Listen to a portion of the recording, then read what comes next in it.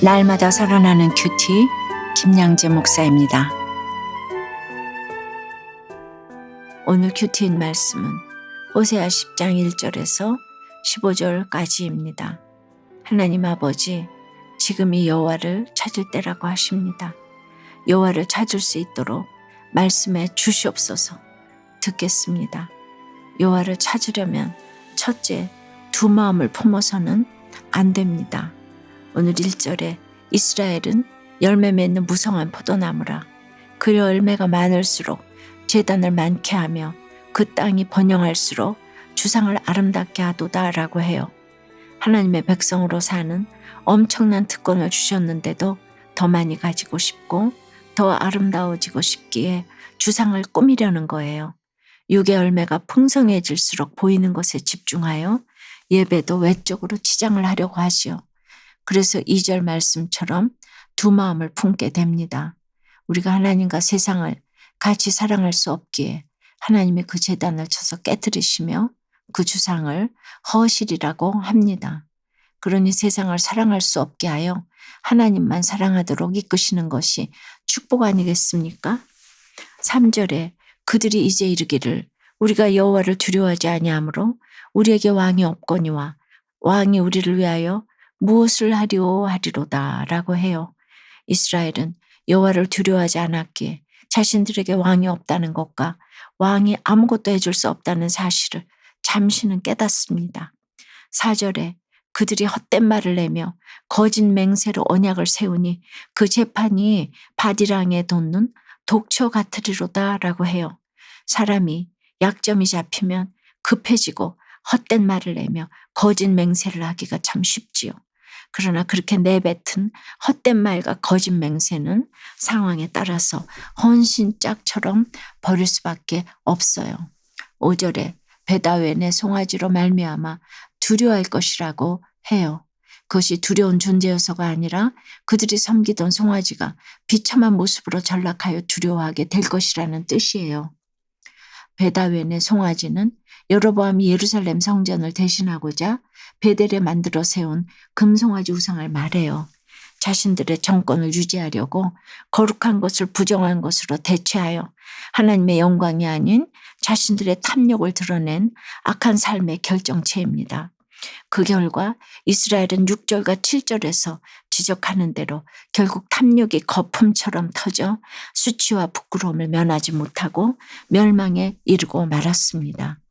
적용 질문입니다. 두 마음을 품고 하나님과 세상을 동시에 사랑하려고 하는 것은 무엇입니까? 내가 누리고 싶어서 세상과 타협하며 탐욕을 선택하는 것은 무엇인가요? 여호와를 찾으려면 둘째, 묵은 땅을 기경해야 합니다. 9절에 이스라엘에 네가 기브아 시대로부터 범죄하더니 지금까지 죄를 짓는구나. 그러니 범죄한 자손들에 대한 전쟁이 어찌 기브아에서 일어나지 않겠느냐고 하세요. 기브아 시대에 무슨 일이 있었죠? 기브아 사람들이 한 레위 사람의 첩을 욕보인 일로 동족 상잔의 비극이 일어나 베냐민 지파가 아주 없어져 버릴 뻔한 일이 있었잖아요. 그러나 하나님의 긍휼로 간신히 구원받았지요. 그럼에도 도덕적 타락이 계속 이어졌기에 하나님은 10절에서 내가 원하는 때에 그들을 징계하리니 라고 하십니다. 하나님과 세상을 사랑하는 두 마음을 품으면 만민이 모여서 침략하는 심판을 받게 됩니다. 11절에 에브라임은 마치 길들인 암소 같아서 곡식 밟기를 좋아하나 내가 그의 아름다운 목에 멍에를 메우고 에브라임 위에 사람을 태우리니 유다가 밭을 갈고 야곱이 흙덩이를 깨뜨리리라고 하지요. 하나님은 택하신 백성이 돌아오지 않으면 이처럼 멍에를 메우고 숨을 쉴 수 없게 하는 환경을 허락하기도 하십니다. 하나님은 이렇게 예고하고 형벌을 주십니다.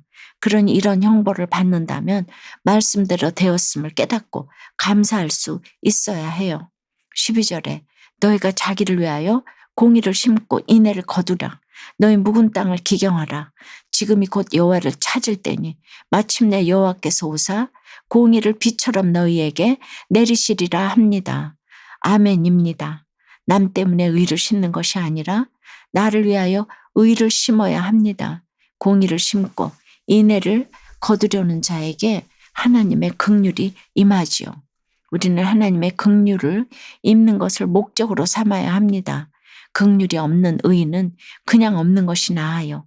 긍휼을 입는 삶이 우리의 멍에를 풀게 하는 것이지 나의 의로는 오히려 멍에만 더할 뿐입니다.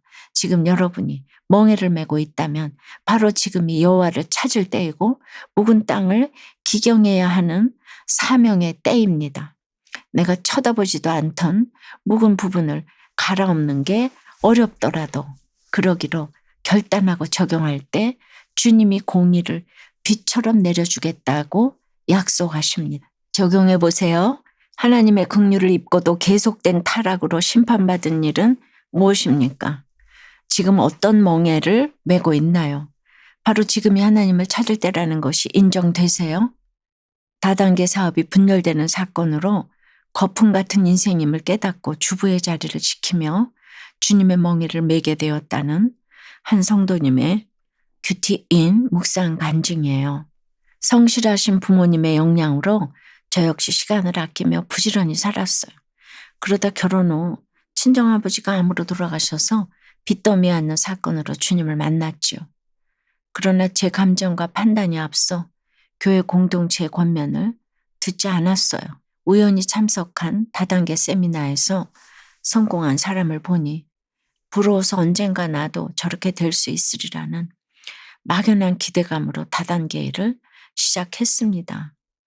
그 일은 확장되어 사회에서도 인정받는 인재들의 그룹으로까지 성장했어요.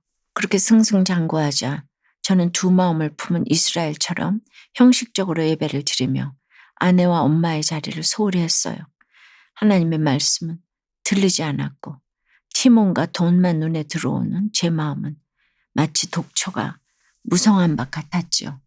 그렇게 다단계 강의와 사업을 이어갔지만 자기 유익으로 뭉친 그 팀은 얼마 못 가 서로를 탓하며 갈라섰어요. 저는 회의감이 들어 모든 걸 포기하고 싶었어요.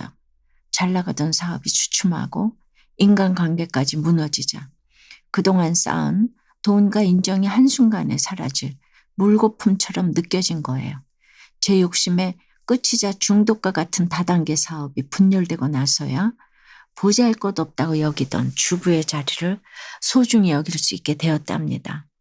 이제라도 가정으로 돌아와 12절 말씀처럼 여호와를 찾고 묵은 땅을 기경하게 하신 하나님께 감사드려요. 저의 적용은 남편과 두 아이가 있는 SNS 가족 대화방에 오늘 묵상한 내용을 나누겠습니다. 과거 저처럼 일 중독이 있는 지체에게 저희 죄 고백이 담긴 간증을 전하겠습니다. 입니다. 13절에 너희는 악을 밭가라 죄를 거두고 거짓 열매를 먹었나니 이는 네가 내 길과 내 용사의 많음을 의뢰하였음이라고 하세요. 우리 눈에는 나아갈 길과 의지할 용사들이 많아 보입니다.